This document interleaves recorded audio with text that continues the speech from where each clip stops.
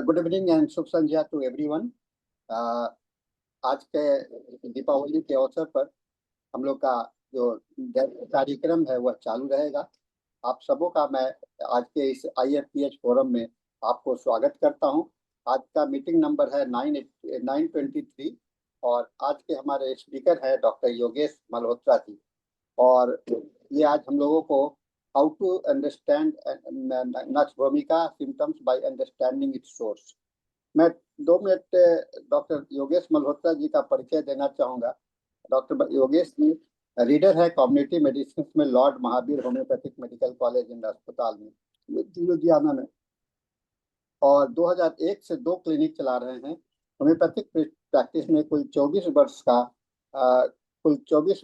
का अनुभव है और 2013 से ऑफलाइन ऑनलाइन शिक्षण भी दे रहे हैं। इनका दृष्टिकोण होम्योपैथी में समग्र चिकित्सा समग्र दृष्टिकोण है।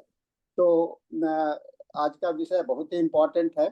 हम लोग इस विषय पर आज चर्चा करेंगे और आपको मालूम होगा कि डॉक्टर योगेश जी पहले भी इसके पहले लेक्चर दे चुके हैं और इनका लेक्चर बहुत ही शानदार रहता है। तो इसके साथ मैं योगेश जी को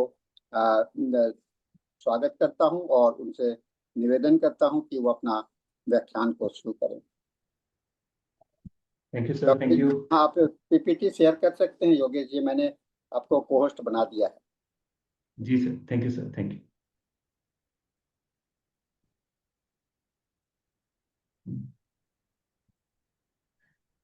विजिबल है sir? Yes sir, yes sir.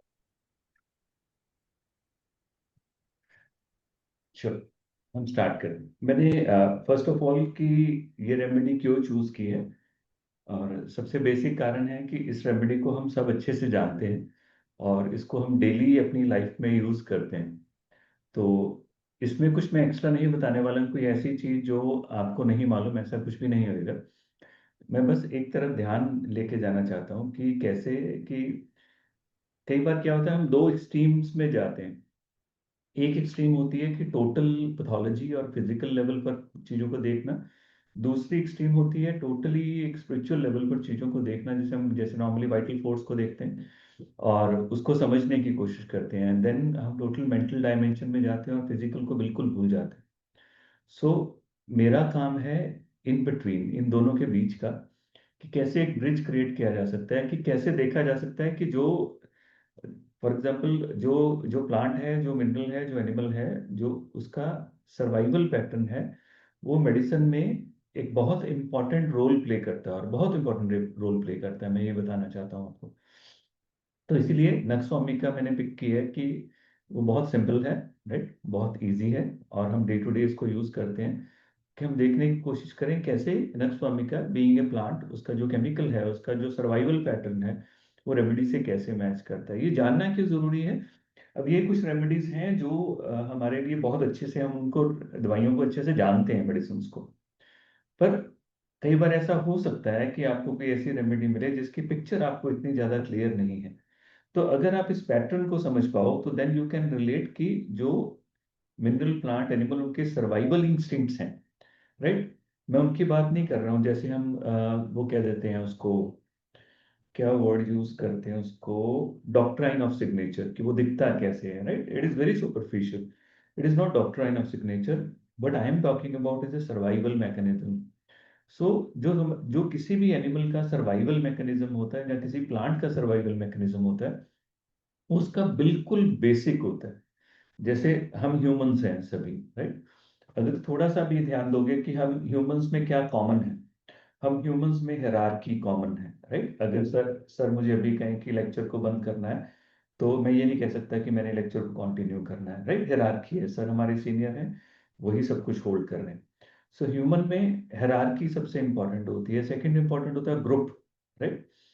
ये चीजें सारी ही तीसरी इंपॉर्टेंट होती है लव, केयर एंड नर्चरिंग। अगर आप ह्यूमंस में देखोगे ना, ये इंपॉर्टेंट होता है। देन स्टेबिलिटी, फाइनेंशियल स्टेबिलिटी फिर आती है।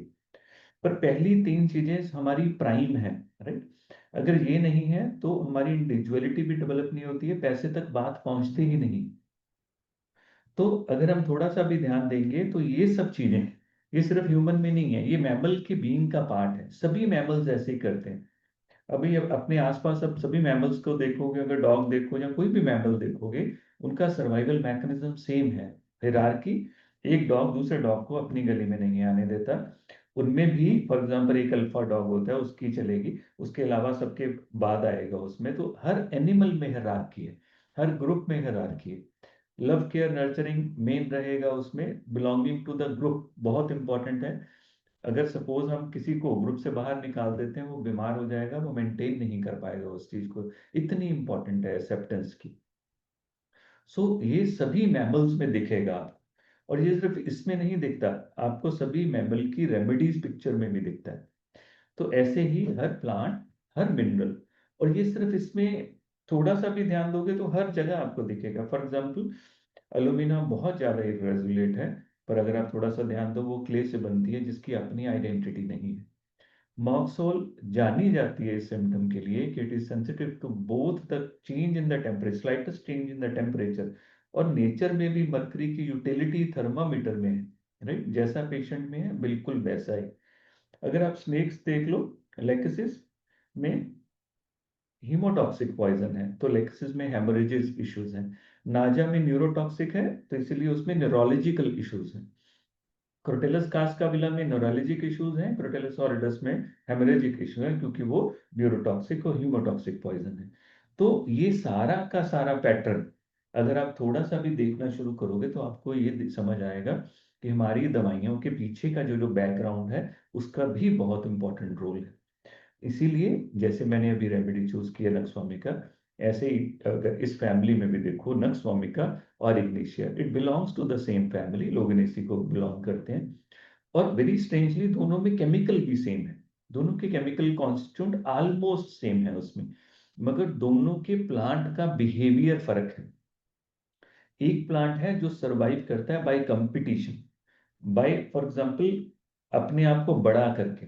दूसरा प्लांट जो है इग्निशिया सरवाइव करती है कि वो उसके दूसरे प्लांट के ऊपर डिपेंडेंट होती है कॉइल करने के लिए, वो क्लाइंबर है। और नक्सवामिका का प्लांट क्लाइंबर नहीं है, वो स्ट्रेट खड़ा होता है, हाइट अटेन करता है अमंग ऑल, सो दैट वो ज्यादा से ज्यादा सनलाइट ले सके और अपने जो फ्रूट्स है उसको सेव करने के लिए उसमें टॉक्सिन लेके आता है।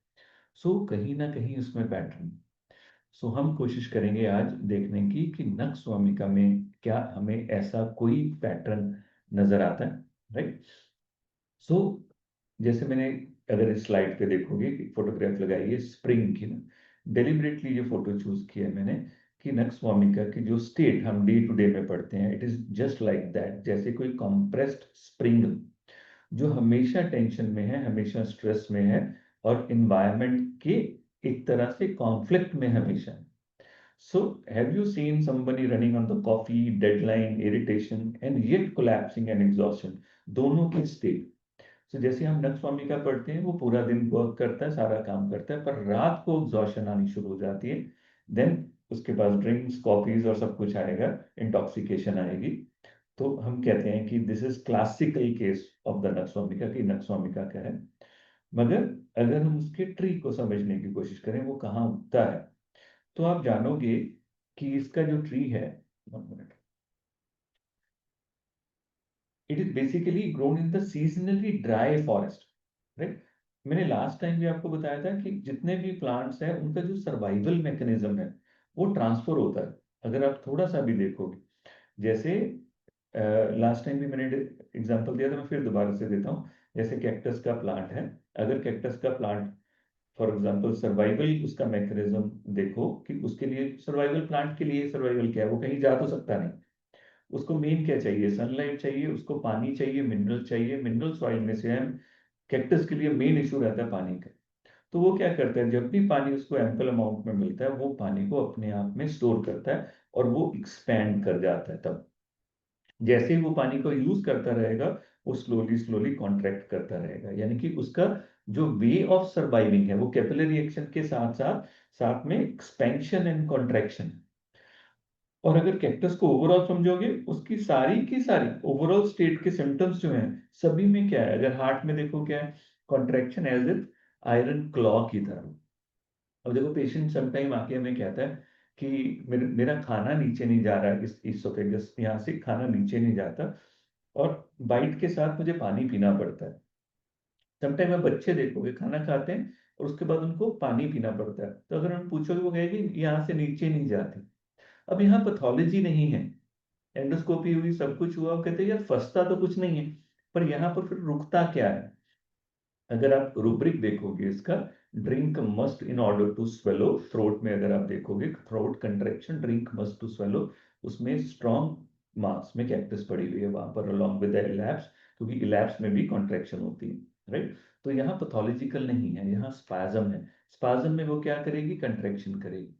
इसीलिए कैक्टस हर उस ऑर्गन पर इंडिकेटेड हो जाती है जहां पर कॉन्ट्रैक्शन पॉसिबल है।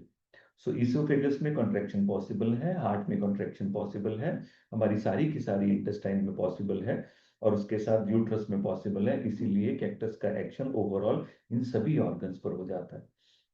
तो इसीलिए रेमेडीज का जो एक्शन है, अगर हम उसको रिलेट करें तो हमें वो समझ आएगा कि ये क्यों है। सो नक्सवामिका का क्या है, नक्सवामिका का जो ट्री है वो ड्राई फॉरेस्ट में वहां पर रहता है, और अडेप्ट कैसे करता है, प्रोड्यूसिंग ए ड्यूरेबल वुड। इसकी वुड इतनी हार्ड होती है कि जो फॉर एग्जांपल वुड पिकर्स होते हैं जो उसमें वो होल कर सकते हैं, उनके लिए भी डिफिकल्ट होता है। They are so hard basically, right. So glossy dense foliage होती है इसकी, हाई ट्रंक, बहुत ऊंचा, सो दैट ये compete करे सनलाइट के लिए। तो ये झुकेगा नहीं उस सिचुएशन में। ये कैसे सब, इसका सर्वाइवल क्या है, सर्वाइविंग बाय कंपटीशन। और we all know nux vomica is known for this competition, right. Second thing, इसके अंदर एक ब्राइट ऑरेंज फ्रूट है जिसके अंदर बहुत स्ट्रॉन्ग पॉइजन है। तो इसका way of attraction beautiful flowers नहीं है जैसे प्लांट का होता है, वैसे ही इसकी नेचर है। ये अट्रैक्ट नहीं करेगा by soft language, by behaviour, ये चीज नहीं है इसमें। काम से मतलब हम पढ़ते हैं नक्सवामिका को, वो ऐसे ही नहीं है। इसके पीछे देखो तो ओनली सर्टन पॉलिनेटर्स, कुछ ही पॉलिनेटर्स हैं जो इसके साथ वर्क कर सकते हैं, इसकी टॉक्सिन को हैंडल कर सकते हैं। अदरवाइज ये फ्लावर के कलर के साथ आपको बिल्कुल भी अट्रैक्ट करने की नहीं करता, राइट। दूसरा, अगर देखो it grows in the harsh dry region of India and south east Asia. अब इसका जो सीड होता है उसमें बहुत स्ट्रॉन्ग पॉइजन होती है, राइट। और इसकी alkaloid we all know, strychninum, right. और स्टिचनियम हम यूज भी करते हैं इन केस ऑफ कन्वर्जन्स। पुराने जमाने में स्टिचनियम, अभी तो नहीं होती डॉग्स के लिए, पहले स्टिचनियम पॉइजन यूज होती थी डॉग्स के लिए, क्योंकि स्टिचनियम कॉन्ट्रेक्शन कॉज करती है, राइट, स्पैजम्स कॉज करती है। मेरे जो दादाजी थे, इज एन आर्मी बेसिकली, तो उनको 2 बुलेट्स लगी हुई थी फर्स्ट वर्ल्ड वॉर में। तो एक बुलेट तो उन्होंने निकाल दी थी, दूसरी जो बुलेट थी वो हार्ट के बहुत पास थी, जिसके कारण हार्ट के फंक्शन को प्रॉब्लम आती थी। So it needs a stronger contraction. तो वहां पर उस टाइम पर जो डॉक्टर थे उन्होंने रोज का, उन्होंने उनको जैसे माचिस का तीली होती है वैसा स्टिचनिया खाने के लिए बोला हुआ था, राइट। तो क्योंकि वो क्रिएट करती है, वो जो पॉइजन है वो लॉन्ग, ज्यादा क्वांटिटी में पॉइजन है, पर थोड़ी सी क्वांटिटी में वो ओवर स्टिमुलेट करती है सिस्टम्स को, राइट। स्पैजम्स भी क्रिएट करती है, मसल्स को स्ट्रॉन्गर कॉन्ट्रैक्ट करती है वो जो स्टिचनियम है। इसीलिए स्टिचनियम को ओपियम को अडल्ट्रेट किया जाता है स्टिचनियम के साथ। अगर आप कोई भी, अगर आपको मालूम हो, जो जो जिसने कभी देखा हो ओपियम को क्या करते हैं, ओपियम को यूज किया जाता है स्टिचनियम के साथ, राइट। तो इसीलिए हम होम्योपैथी में भी स्टिचनियम यूज करते हैं, फॉर वो उसके लिए हम यूज करते हैं फॉर स्पैजम्स। अगर आप आपने सबने, आप सीनियर्स हो, आप सबने स्टिचनियम यूज की होगी, जो नक्सोमिका का अल्कलॉइड है।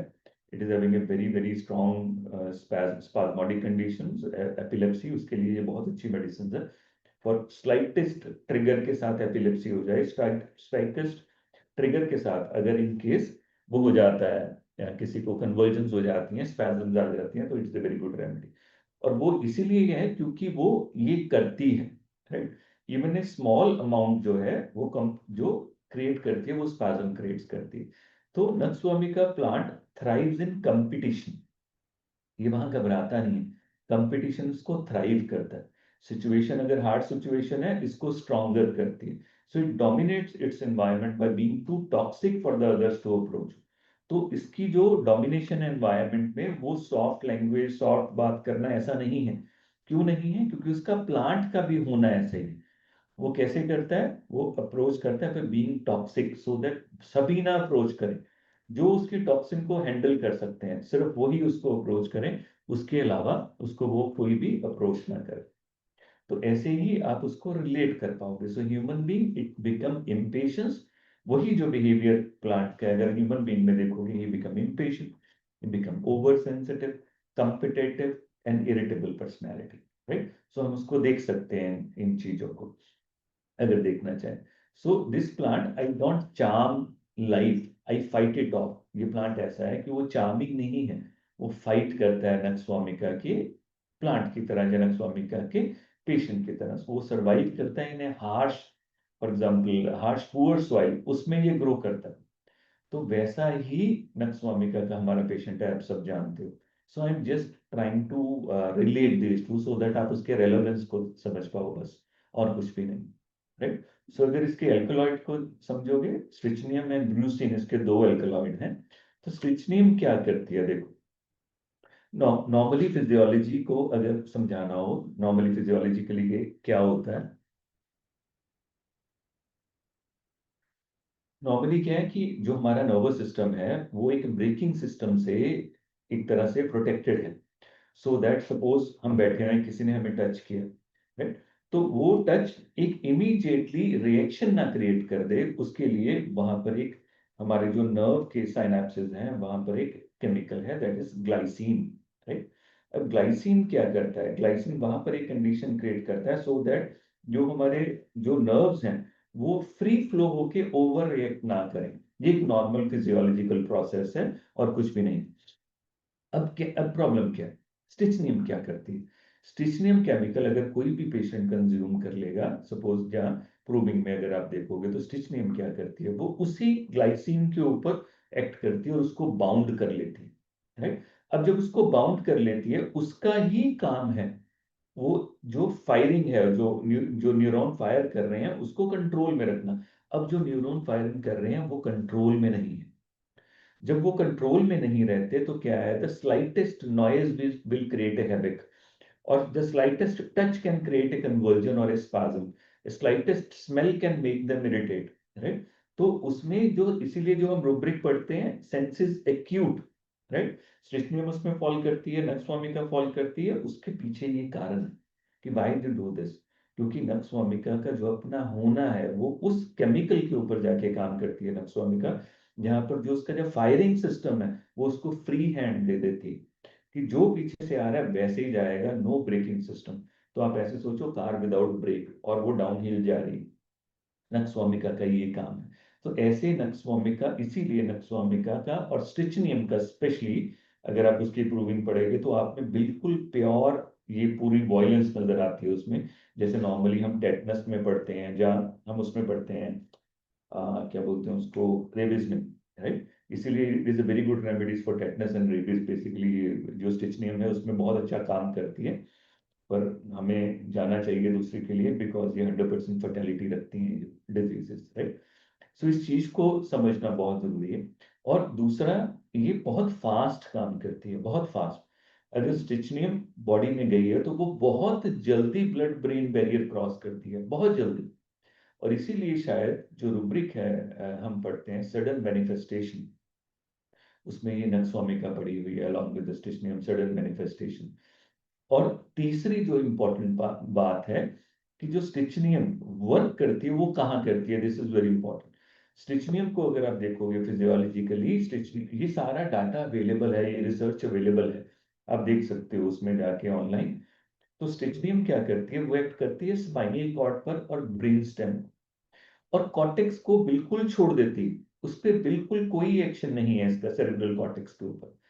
और इसी के कारण अब देखो हम कितना कॉमन पढ़ते हैं नक्सोमिका में, कन्वर्जन विद अवेयरनेस, राइट? इसमें पेशेंट कन्वर्जन की कंडीशन में कभी भी बेहोश नहीं होता है, उसको सारी अवेयरनेस होती है। ये नक्सोमिका आप सब जानते हैं, नक्सोमिका का की नोट है एपिलेप्सी और कन्वर्जेंस विद वेकफुलनेस।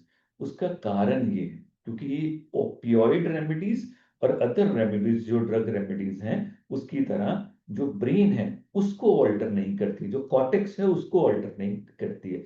जो हमारी सेंस, जो फॉर एग्जांपल हमारा थिंकिंग प्रोसेस है उसको ऑल्टरनेट नहीं करती है, उसको डाउन नहीं करती है, उसको डंप नहीं करती है, सो दैट कन्वर्जन अगर हो, अगर एपिलेप्सी का अटैक हो तो उसको कुछ याद ही ना रहे। ऐसा इसमें नहीं होता। That is why this is a very good symptom for nux vomica. उसका कारण ये है क्योंकि नक्सवामिका का जो एल्कलॉइड है स्टिचनियम, स्टिचनियम एंड ब्रूसिन, दोनों स्पाइनल कॉर्ड और ब्रेन स्टेम पे काम करते हैं, कॉर्टेक्स पे नहीं काम करते। इसीलिए उस पेशेंट को कभी भी ये फीलिंग आएगी नहीं, right. So this is the slide जो मैंने आपको अभी समझाया कि that is the braking system for the reflex spinal cord में। और ब्रेकिंग सिस्टम कंट्रोल होता है ग्लाइसिन से। ग्लाइसिन वहां पर वो क्या करता है, it open the chloride channel. Chloride क्या करता है, न्यूरॉन्स को काम डाउन करता है ओवर फायरिंग से। ये ऐसे ही है जैसे ब्रेक का पेडल है, राइट। पस्टिचनियम उसी को ब्लॉक कर देती है, राइट। जैसे हमने हार्ट जब रेमेडीज की थी तो हमने पढ़ा था कि कैसे स्ट्रोपेंथस सोडियम पोटेशियम पंप को ब्लॉक कर देती है, जस्ट लाइक दैट ये उसको ब्लॉक कर देती है। इसलिए जो क्लोराइड चैनल है ओपन नहीं हो पाता, इसीलिए वो बिल्कुल सारे सिग्नल्स अनचेक्ड जाते हैं and it will go into violent spasm the muscle even though the brain is still awake. और ये बहुत पेनफुल चीज है इसके लिए, नक्सवामिका के लिए, कि अगर वो स्पैज्म आते हैं तो उसको सब स्पैज्म याद रहते हैं और सब स्पैज्म फील होते हैं, राइट। इसीलिए जो हम पढ़ते हैं उसमें रेबिस में जो डेथ होती है वो बहुत पेनफुल डेथ होती है, क्योंकि जो उसको मसल टूटते हैं स्पाज्म से, जो स्पाज्म की पेन है वो सब महसूस होती है। वो उस पेन की वजह से ये नहीं है कि वो फेड आउट हो जाता है, जहाँ उसका ब्रेन काम करना बंद कर देता है, जहाँ उसको समझ नहीं आ रही है, जहाँ पेन बिल्कुल ब्रेन ने काम और वो बेहोश हो गया उसमें, ऐसा नहीं। उसको सब अवेक होता है, इसलिए कहते हैं कि इट्स वेरी पेनफुल डेथ। तो इसलिए nux vomica is related to that, क्योंकि जो वायलेंट स्पैज्म्स हैं वो ब्रेन स्टिल अवेक के साथ आते हैं।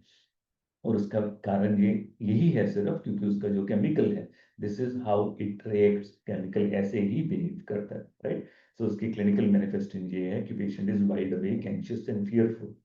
They know they are suffocating during the spasm, उनको सब पता होता है। And this makes the experience intensely terrified। इसीलिए इसमें एंजाइटी और स्टार्टल्ड फिर वो सारा कुछ आ जाएगा, राइट। तो ऐसे आप नक्सवामिका को समझ सकते हैं रिलेट करके उसके साथ कि कि कैसे फॉर एग्जांपल दोनों चीजें आपस में रिलेटेड है। और उसके अलावा ये हमने कर लिया, right. Mind is in present without active body. Brucine का भी यही काम है, ऑलमोस्ट सेम स्पैजम्स वगैरह उसमें होते हैं तो ये ऐड हो जाता है।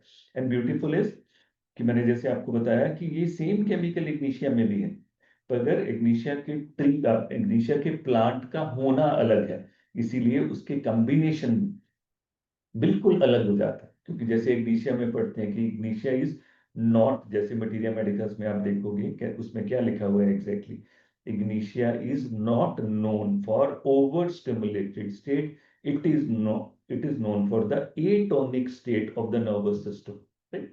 अगर आप देखोगे क्लार्क में या हेरिंग में कहीं ना कहीं ये लाइन लिखी हुई है कि it is not for the over active state, for example over stimulated nervous system, it is for the एटोनिया of the nervous system. उसके उसका कारण पीछे प्लांट का होना है, केमिकल सेम है दोनों। नक्सवामिका में भी सेम केमिकल है उसमें, इसका मतलब केमिकल अलोन भी रिस्पॉन्सिबल नहीं है।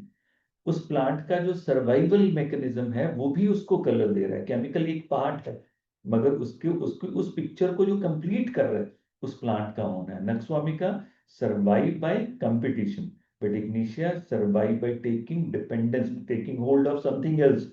वो किसी और को पकड़ता है, उसके थ्रू ग्रो करता है, क्योंकि वो क्लाइंबर है। Same is in the Ignatia, Ignatia की स्टेट में आपको सेम मिलेगा बिल्कुल, दोनों चीजें, राइट। सो इसीलिए ये एक्सप्लेन करता है कि chemistry explain the materia medica, but I want to, मैं आपके साथ शेयर करना चाहता हूँ कि over sensitivity, spasms, pain and so many irritability are directly extension of the strychnium and brucine। अगर आप उसको समझने की कोशिश करोगे आपको सेम मिलेगा बिल्कुल, राइट। अनदर थिंग, मैं आपको बाकी छोड़ता हूँ, डायरेक्ट एक सिम्टम के ऊपर जाता हूँ जो इसको हेल्प करेगा समझाने में। देखिए, बहुत सिंपल सिम्टम है, आप सबने पढ़ा होगा, राइट। एलन की नोट में सिम्टम लिखा हुआ है, stomach pressure an hour or two after eating as from a stone. अगर इमीडिएटली है तो nux moschata and kali bi, pyrosis, tightness, must loose clothing, cannot use the mind for 2 to 3 hours after the meal, sleepy after dinner। अब हम ये routine में ये symptom पढ़ते हैं ना। अब देखो इसमें और कौन कौन सी रेमेडीज आती है। इसमें सबसे कॉमनेस्ट रेमेडी एबिस नाइग्रा आ जाती है इसमें साथ में, राइट। कालीबाई आ जाती है, नक्स मॉस्केटा आ जाती है। अगर हम उसको समझने की कोशिश करें कि क्यों, कारण क्या है उसका, जैसे अभी मैंने कैक्टस की एग्जांपल दी, जहाँ और कितनी, अभी मैंने आपको मैमल्स की एग्जांपल दी। तो ऑल द सिम्टम्स जो बिल्कुल हमें सिंपल लग रहे हैं, जहाँ इन केस उसके पीछे हमें उसकी फिजियोलॉजिकल रेलेवेंस समझ आ जाएगी, या पैथोलॉजिकल रेलेवेंस समझ आ जाएगी, जो बहुत इंपॉर्टेंट है। जैसे इसमें लिखा है pressure an hour or two after eating, right. कैसे लगता है, जैसे स्टोन। जैसे मैंने अभी आपको एग्जांपल बताया, जब डिस्कस कर रहे थे कि कैक्टस को पानी पीना पड़ता है खाने के बाद, राइट। ऐसे ही इलैप्स को भी पानी पीना पड़ता है खाने के बाद, क्योंकि वो पुश करे। मगर इलैप्स का स्पैज्म जैसे आता है खुलता भी वैसे ही। इसीलिए जब वो यहाँ पर खाना रुका होगा, जैसे कुछ पिएगा वो सडनली खुलता है। इसीलिए इलैप्स में सिम्टम आता है food drops into the stomach. अब देखोगे पेशेंट क्या कहता है, ऐसे खान नीचे जाता है उसके बाद खाना, जैसे जाके लगता है food drops into the stomach. मगर ऐसा आपको दूसरी रेमेडीज में, कैक्टस में नहीं दिखता। कैक्टस में वो स्पैज्म आएगा फिर स्पैज्म चले जाता है। This is what individuality is. तो इंडिविजुअलिटी फिजिकल लेवल पर भी देखी जा सकती है, राइट। वो उतना ही इंपॉर्टेंट है जितना माइंड इंपॉर्टेंट है। और मेरे देखे तो वो माइंड से ज्यादा इंपॉर्टेंट है, क्योंकि माइंड में देर आर डिसेप्शंस, माइंड में देर आर परसेप्शंस, गलती हो सकती है, पर फिजिकल की इंडिविजुअलिटी बिल्कुल पिक्यूलर हो जाती है, राइट। तो यहाँ पर इस सिम्टम में देखेंगे तो ऐसा क्यों होता है। तो देख, अगर ध्यान से इसको देखो, फिजियोलॉजिकली इसको देखो, तो क्या है, the heavy pressure in the stomach 1 to 2 hours after the eating, the food sits undigested, right. Comparison में क्या दिया हुआ है, इसमें कालीबाई दी हुई है, साइड में नक्स मॉस्केटा दी हुई है। कालीबाई में हैवीनेस इमीडिएटली आफ्टर ईटिंग आ जाती है, नक्स मॉस्केटा में same but with dryness and faintness. Others sign उन्होंने साथ में दिया हुआ है। अब इसका स्टिचनियम का एक्शन क्या है, बेसिकली अगर स्टिचनियम की पॉइजनिंग को पढ़ना शुरू करो तो पॉइजनिंग में आपको क्या मिलता है। जो स्टिचनियम की पॉइजनिंग का पेशेंट है, उसमें जो स्टमक का वॉल्व है, जो स्टमक एम्पटनिंग है, वो बंद हो जाती है उसमें, स्टिचनियम की पॉइजनिंग के बाद। तो वो जो स्फिंक्टर है उसमें स्पैज्म आ जाता है, राइट। और वो स्फिंक्टर कब खुलना है, वो स्फिंक्टर खुलना है 1 से 2 घंटे बाद, जब कोई खाना खाएगा। अब वो स्फिंक्टर खुलेगा नहीं, स्टिचनियम के कारण, स्टिचनियम के एक्शन के कारण, एंड दैट इज वाई वो हो ही नहीं पाएगा। तो जो नक्स वामिका में सिम्टम है बेसिकली ये वाला, it is directly related to the strychninum poison, वहां से आ रहा है ये सिम्टम। तो इसीलिए डाइजेशन अगर हो भी रही है तो उसके बाद उसने इस फूड में ने जो जाना है, पाइलोरिस का जो स्फिंक्टर है उसमें स्पैज्म आ जाएगा। इसीलिए नक्सवामिका की प्रॉब्लम 1 से 2 घंटे के बाद आएगी। जब उसने खोलना है स्फिंक्टर को, तब वो खुल नहीं पाएगा, तो ऐसे लगेगा कि जैसे कोई स्टोन रखा हुआ है वहां पर, right. And strychnine stimulates the nervous of the stomach. This causes the spasm of the pylorus, right? जैसे मैंने अभी आपको बताया, a muscular wall that empties the stomach in the duodenum. The food stay trapped, the stomach feel heavy, full, tight, right? और gas accumulate हो जाएगी, sense of pressure हो जाएगा. So heaviness usually come 1 to 2 after the meal when pylorus should be relaxing, but उसमें spasm आ गया। तो ये स्टिचनियम का डायरेक्ट एक्शन है। अगर इसी के साथ अगर आप सिम्टम देखोगे, एबिस नाइग्रा वहां पर पड़ी हुई है, राइट। अब एबिस नाइग्रा को पढ़ना शुरू करोगे तो वहां स्पाज्म नहीं है, वहां पर प्रॉब्लम है chronic weakness of the stomach, atony के कारण। तो अगर पेशेंट में एटोनिक कंडीशन है तो एबिस नाइग्रा इंडिकेटेड होगी। अगर स्पाज्मोटिक कंडीशन है तो नक्स वोमिका इंडिकेटेड होगी। तो इसलिए जब स्पाज्मोटिक कंडीशन होगी तो प्रॉब्लम खाने से 1 से 2 घंटे बाद ही आएगी, राइट। पर जो एबिस नाइग्रा है वो इमीडिएटली आफ्टर ईटिंग हो जाएगी फर्स्ट बाइट, क्योंकि वो उसकी जो स्टमक है वो डाइट उसको कर ही नहीं पा रही। वो फूड वहीं पड़ा रहेगा, राइट। उसमें हैवीनेस जो है वो रियल हैवीनेस आ जाएगी, वेट एंड डिस्टेंशन आ जाएगी, पर एबिस नाइग्रा में ऐसा नहीं आएगा। तो अगर इस फिजियोलॉजी को समझेंगे तो और भी इंपॉर्टेंट हो जाएगा हमारे लिए भी और स्टूडेंट्स के लिए बेसिकली, क्योंकि वो रिलेट कर पाएंगे। ये सिम्टम सिर्फ सिम्टम नहीं रह गया, it can be explained by the physiology also, right? So because stone in the stomach is not a disease but a common gastric sensation produced by different physiological processes. So अगर spasm है तो नक्सवामिक और कोलोसिल indicate हो जाएगी, अगर उन्हीं और weakness है तो कार्बोज और एबिस हो जाएगी, अगर इन्फ्लामेटरी स्टेट है, राइट, जहाँ अल्सरेशंस है वहां kali bi, phosphorus and arsenic indicate हो जाएगी। सो इसलिए each remedy differ in the timing, cause and modality, so हम वहां भी इंडिविजुअलाइज कर सकते हैं, राइट। तो ऐसे ही कितनी सारे सिम्टम्स हैं, यानी कि जिसको हम एक बार समझेंगे तो समझ आ जाएगा। जैसे स्क्यूलिस भी इसमें पड़ी हुई, पर स्क्यूलिस में प्रॉब्लम क्या है, portal congestion in liver, stomach and rectum, उसके कारण प्रॉब्लम आती है, राइट। उसके कारण स्टेग्नेशन हो जाएगी, कंजेशन के कारण वहां पर उसको फील होता है कि जैसे stone from the liver and Venus stagnation. कारण सेम है, सिम्टम सेम है, राइट, उसके अलग है, एक्सप्रेशन सेम है कि स्टोन इन द स्टमक। ऐसे ही काली बाई, राइट, दो हैवीनेस है immediately after eating, thick stringy mucus in the stomach, उसमें इमीडिएटली आती है, और साथ में क्या हो जाएगा, जो म्यूकस है वो स्टिंगी हो जाती है, हम डे टू डे में पढ़ते हैं, right. So stone with stringy slime like a gluey stomach, तो ये इंडिकेटेड हो जाएगी। सो ऐसे अगर हम समझने की कोशिश करें उन सिम्टम्स को तो हम उसको बेटर रिलेट कर पाएंगे। मैं आपको एक एग्जांपल देता हूँ उसकी यूटिलिटी कहाँ आती है। जैसे approximately 1.5 year back I have patient in my clinic, उसको ना पेन होती है यहाँ पर, इस जगह पर बहुत स्ट्रांग पेन। तो ही टोल्ड मी कि जब भी वो खाना खाता है तो उसको पेन होती है। अब उसकी एंडोस्कोपी हो रही है, सब कुछ हो रहा है, डॉक्टर उसकी एंडोस्कोपी कर रहे हैं, बिल्कुल ठीक है, कोई प्रॉब्लम नहीं है।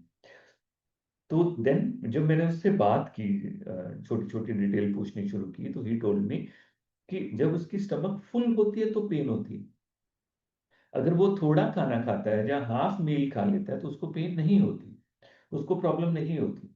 तो अगर थोड़ा थोड़ा खाता रहे, चाहे वो पूरा दिन थोड़ी थोड़ी देर बाद खाता रहे, उसको कोई प्रॉब्लम नहीं होगी। तो हम इसको रूल आउट कर सकते हैं कि हाँ, क्योंकि वो इसका अगर उसकी स्टमक में प्रॉब्लम है, अल्सरेशन है, अगर कुछ है ऐसी चीज है, तो उस चाहे थोड़ा मील है चाहे ज्यादा मील है, उससे प्रॉब्लम आनी चाहिए। मगर उसकी प्रॉब्लम तब आती है जब फुल मील वो खा लेता है। जैसे जब फॉर एग्जाम्पल 3 फुल के खाने मैंने 4 खा लिए, जब मैंने 3.5 खा लिया, मैंने 3 भी खा लिए, तो मेरे पेन स्टार्ट हो जाएगी। और पेन कैसे होती है, यहाँ से पीछे जाती है, पीछे को जाती है उसको। तो समटाइम हम बिल्कुल सिम्टम में खो जाते हैं। तो दिस इज वाई कि these things are very important, physiology जिसको मैं कह रहा हूँ। तो अगर आप थोड़ा सा भी देखें कि स्टमक, तो मैंने सोचा कि ये स्टमक अगर फुल होता है तो क्या होता होगा, फुल होने से पेन है, तो सब कुछ सिम्टम में नहीं है। तो मैंने देखा स्टमक के पीछे स्ट्रक्चर क्या है, लिवर का लेफ्ट लोब है। मैंने उनको बोला HRCT, उनको बोला कि सीटी करवाने के लिए। जब उन्होंने सीटी की तो उनका left lobe of the liver वो इन्फ्लेम्ड आया, राइट। और पूरी की पूरी स्टेट में मुझे कोई सिम्टम नहीं मिला। And we all know that जब लिवर इस तरह से इनलार्ज होता है तो कार्डोस रेमेडी आएगी, अगर इस तरफ से होता है तो चेलिडोनियम आएगी डायरेक्टली ऑन द लिवर, अगर प्रिस्क्राइब करनी पड़ जाएगी, अगर हमारे पास सिम्टम ना हो तो। क्योंकि इस तरफ आएगी इसका मतलब है कि left lobe the liver enlarge होता है मोस्टली उसमें। तो सिंपल प्रिस्क्रिप्शन कार्डोसेम 30, और उसने ही उसकी ओवरऑल सारी कंडीशन को रिवाइव कर दी। So by understanding the physiology, by understanding the pathology, and understanding the chemicals behind it, and understanding the importance and relation of the plants, minerals, and animal behind that, we can create that relevance जहाँ पर हम किसी भी medicine को अच्छे से समझ सकते हैं।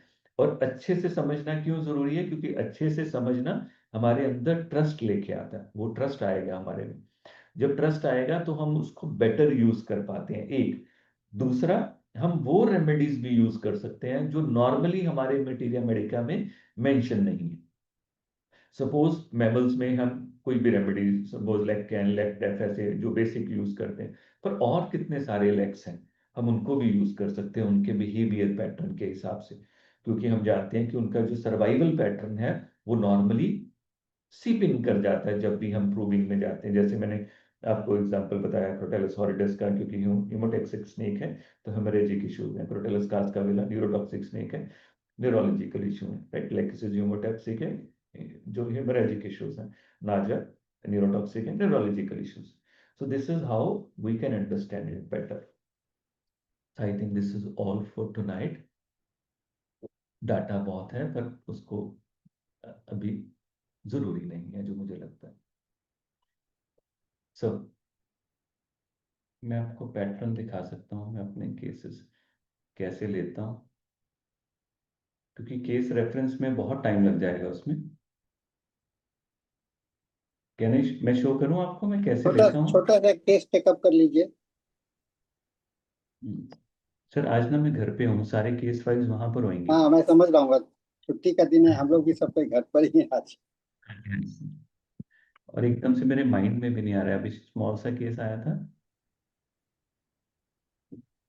जैसे मैं इसकी एक आपको रेलेवेंस बता देता हूँ। मेरे पास पीछे एक केस था गुड़िया का। उसको कन्वर्जन्स बहुत स्ट्रांग थे, बहुत स्ट्रांग। और उसमें कन्वर्जन में जो बहुत पिक्यूलियर चीज थी सर, वो ये थी कि नॉर्मली हम देखते हैं कि साउंड से प्रॉब्लम आती है। तो वो म्यूजिक सुन लिए, म्यूजिक चलता था, उसमें कोई प्रॉब्लम नहीं है उसको। मगर सपोज अगर झाड़ू लगा रहे हैं, राइट, अगर गिलहरी ने बोल दिया है कुछ, किसी पंछी ने कुछ बोल दिया है, देन उसको बहुत स्ट्रांग एपिलेप्सी का अटैक आ जाता था, बहुत स्ट्रांग। और उस पेशेंट के जो मसल्स थे, जो ओवरऑल लिम्स हैं, उसमें बहुत, अगर हम मसल को टच करते थे वो बहुत टाइट होते थे, बहुत टाइट उसका। तो वहां पर इसको मैंने ऐसे ही समझा था, जैसे नॉर्मली हम रूब्रिक्स भी लगा सकते हैं इसमें, एलिमेंट फ्रॉम, हम इसमें रूब्रिक लगा सकते हैं कि from elements from slightest noise, जिसे हम पढ़ते हैं, राइट। पर यहाँ पर जो इंपॉर्टेंट फैक्टर था, वो इंपॉर्टेंट फैक्टर था कि थोड़ी सी भी जो वो तीखी आवाज है, उससे एकदम से उसकी बॉडी स्पैज्म में चले जाती है, बिल्कुल। अगर वो कोई मीठी सी आवाज उसके आसपास है, म्यूजिक चल रहा है, उससे प्रॉब्लम नहीं है। मगर अगर वो तीखा हो जाएगा, सपोज गायत्री मंत्र चल पड़ा कोई, राइट, अगर कुछ मंत्र चल पड़ा तो उसकी जो आवाज होती है ओम भूत, वो जो वो साउंड जो करती है, वाइब्रेट करती है, उसको उससे स्पैज्म हो जाता है। तो that girl get better with the strychninum. तो मैंने तब उसको स्टिचनियम प्रिस्क्राइब की थी। अब वहां पर हम एक क्वेश्चन क्रिएट कर सकते हैं, एक क्वेश्चन पूछ लेते हैं जो नॉर्मली मुझसे स्टूडेंट पूछते हैं वहां पर, कि नख स्वामिका क्यों नहीं। तो वो एक बार बार चीज आती होती है कि कब हमने स्टिचनियम यूज करनी है, कब हमने नख स्वामिका यूज करनी है। सो यहाँ पर ये छोटी सी मुझे लगता है कि अंडरस्टैंडिंग डिस्कस कर लेते हैं, ये ज्यादा बेटर होएगी, हेल्पफुल होएगी, कि कब हमें स्मॉल रेमेडी यूज करनी है और कब हमें पॉलीक्रस्ट यूज करनी है। जैसे हमने अभी सिम्टम पढ़ा कि स्टोन जैसी फीलिंग है। अगर ये स्टोन जैसी फीलिंग, अकेली अकेली फीलिंग ये पेशेंट लेके आपके पास आता है, और उसके साथ associated symptom of the nux vomica जो हमने अभी डिस्कस किए हैं, इरिटेबिलिटी, उसकी bowel movements, spasms in the body, spasmodic issue in the body, वो मिसिंग है, वो नहीं है पेशेंट में। तो उस कंडीशन में rather than nux vomica I will prefer abies scan, वहां पर एबिस नाइग्रा यूज करने की, एबिस नाइग्रा यूज करने की कोशिश करूंगा मैं, स्मॉल रेमेडी। ऐसे ही अगर मेरे पास patient for example overall state of nux vomica की मिसिंग है, मगर सिम्टम है मेरे पास नक्सवामिका की, तो उसमें मैं बेटर यूज करूंगा स्टिचनियम को। ऐसे ही फॉर एग्जांपल एक मेरे पास केस था, उसको ब्लैडर का कैंसर था, उसको ब्लैडर कैंसर था। तो जब मेरे पास आया तो हेमरेजिस थी उसमें, और बहुत स्वीयर पेन, बहुत स्वीयर पेन। जो वो स्कैन करा के आए तो उसके डॉक्टर ने उसको जो डायग्नोज किया, उसके बाद सीटी कराई, तो दे सेड कि आप इसको रिमूव करा लो इसका। तो he is a simple labourer, तो वो कहता है कि मैं इसका कुछ नहीं करा सकता, आप करो इसका अगर कुछ कर सकते हो। तो मैंने जब उसके सिम्टम्स देखे तो सिम्टम्स क्या था, बहुत स्ट्रांग बर्निंग, बहुत ज्यादा स्ट्रांग बर्निंग। और ये डेवलप थोड़े दिनों में हुई थी, थोड़े थोड़े दिनों में। वो कहता है मैं हफ्ता पहले बिल्कुल ठीक था, कोई हैवीनेस था, कुछ नहीं था। और दो लास्ट जो स्कैन कराए हैं उसमें भी जो ट्यूमर का साइज है वो इतना ज्यादा, ट्यूमर का साइज में फर्क आ गया हो, राइट। तो ये अपने आप में सिम्टम है। देन तीसरी चीज जो उसमें थी, जब मैंने इसको पूछा कि ये कब से लग रहा है तेरे को, उसने बोला ये तब से लग रहा है जब से मैंने अपनी न्यू जॉब ज्वाइन की है। और न्यू जॉब उसकी कहाँ पर है, फर्नेस के ऊपर, फर्नेस के ऊपर काम कर रहा है, राइट। तो यहाँ पर हमारे पास मेरे पास जो इंफॉर्मेशन है, पहली इंफॉर्मेशन मेरी है कि सडननेस, राइट, सडन मैनिफेस्टेशंस। दूसरी इंफॉर्मेशन है उसका साइट ऑफ ऑर्गन जहां पर वो प्रॉब्लम आई है, ब्लडर, राइट, और जेनिटो यूरिनरी सिस्टम सारा का सारा। तीसरा जो मेरे पास कंफर्मेटरी सिम्टम है जिसको मैं यूज कर सकता हूँ, दैट इज उसके जॉब में आने के बाद जो प्रॉब्लम स्टार्ट हुई। अगेन मैं इसके साथ कनेक्ट करता हूँ जो मैं आइडिया आपको दे रहा हूँ कि अगर आप एक केमिकल को पढ़ें, कंथेरिडीन, राइट, कंथेरिडीन जो कि अल्कलॉइड है कंथेरिस का, अगर आप उसको पढ़ें तो आपको पहली चीज उसमें क्या मिलती है, पहली चीज उसमें मिलती है सडननेस। पहली चीज कि वो बहुत सडनली इफेक्ट करता है, बहुत सडनली। दूसरी चीज उसमें मिलती है आपको जेनिटरी यूरिनरी ऑर्गन सिस्टम मिलता है, राइट। ये दो चीजें उसमें बहुत स्ट्रांग मिलती हैं। उसमें तीसरी चीज उसमें मिलती है irritation of the urinary track infection, ये सारा कुछ मिलता है। पर क्या चीजें मिसिंग है उसमें, उसमें मिसिंग है हाइपर सेक्सुअलिटी जो उसमें नहीं है, शेमलेसनेस जो उसमें नहीं है। तो ये फर्क है कंथेरिस और कंथेरिडीन में।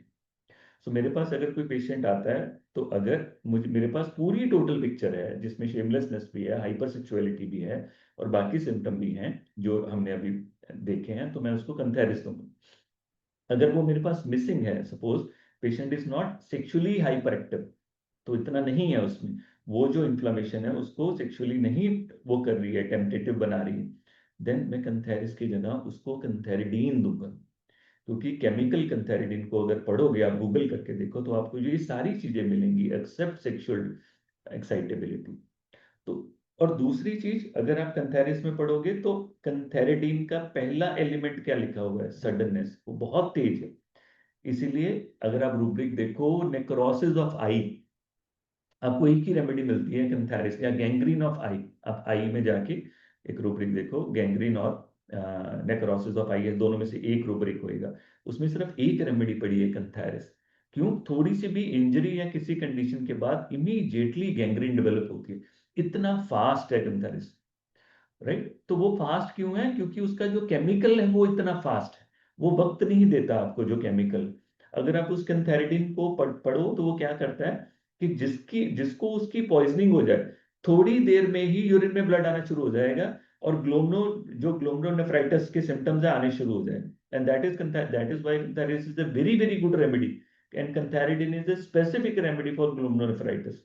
जब भी नेक्रोटिक कंडीशन के कारण ब्लड आ रहा है और किडनी डैमेज हो गया, उसके लिए वो स्पेसिफिक रेमेडी लिखी हुई है, अगर आप जाके पढ़ो। और वो पेशेंट कंथेरिस देने के बाद उसका next with in 7 days, 7 days कह रहा हूँ, एक दो दिन में उसकी सारी बर्निंग वगैरह ठीक होगी और विद इन 7 डेज जब हमने स्कैन कराया तो उसका स्कैन टोटली नॉर्मल था। आज भी मैं उसकी स्कैनिंग रिपीट करवाता हूँ एवरी 6 मंथ्स, वो बिल्कुल नॉर्मल चल रहा है, उसको दोबारा से देने की जरूरत नहीं पड़ी, एंड एवरीथिंग इज फाइन। कारण सिमिलिया सिमिलियस कुरेंटर, क्योंकि जो उसकी डिजीज का पैटर्न था वो उसके जो जो बीमारी, जो केमिकल है, जो कंथेरिस है, उसके पैटर्न के साथ मैच करता है। अगर उसका बर्निंग वाला इशू, क्योंकि कैंथेरिस में हम क्या पढ़ते हैं, एलिमेंट फ्रॉम बर्न्स, और वो काम कहाँ कर रहा था, उसको प्रॉब्लम कब से आई? प्रॉब्लम तब से आई जब जब से वो फर्नेस की बेल्ट पे काम करना शुरू कर गया। क्योंकि फर्नेस से जब सरिया चलता है तो हीट इस एरिया में हीट पड़ती है, जो अब्डोमेन वाला एरिया है इसमें हीट आती है। तो जब मैंने उससे पूछा तो वो कहता है कि हम यहाँ पर, हमें एक पूरी की पूरी लेदर की यहाँ पर बेल्ट पहननी पड़ती है उसके लिए, सो दैट हमारी स्किन डैमेज ना हो जाए। पर फिर भी क्योंकि यहाँ पर हीट रहती है तो ये हिस्सा गर्म रहता है बिल्कुल। और एलिमेंट्स फ्रॉम बर्न्स के लिए ये बहुत अच्छी मेडिसिन है, यू ऑल नो कैंथेरिस।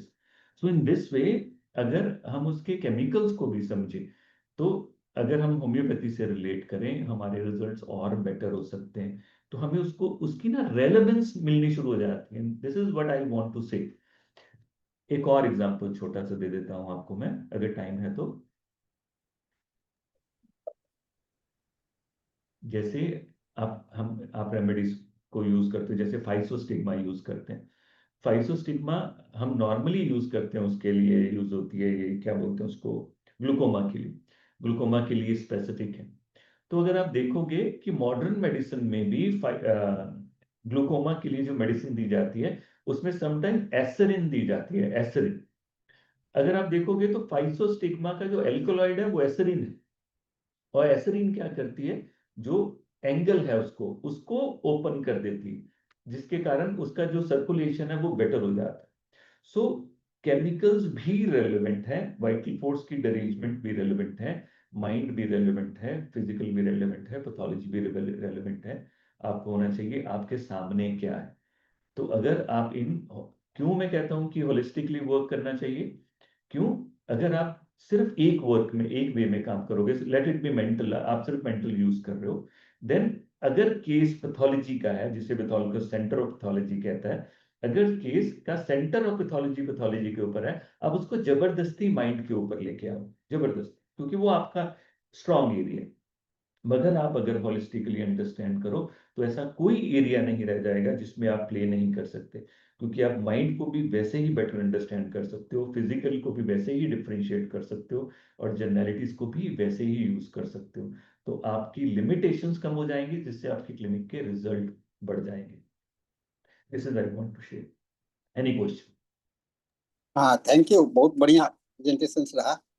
आज दीपावली के दिन भी हम लोग इस लेक्चर को मेंटेन करने में सफल रहे।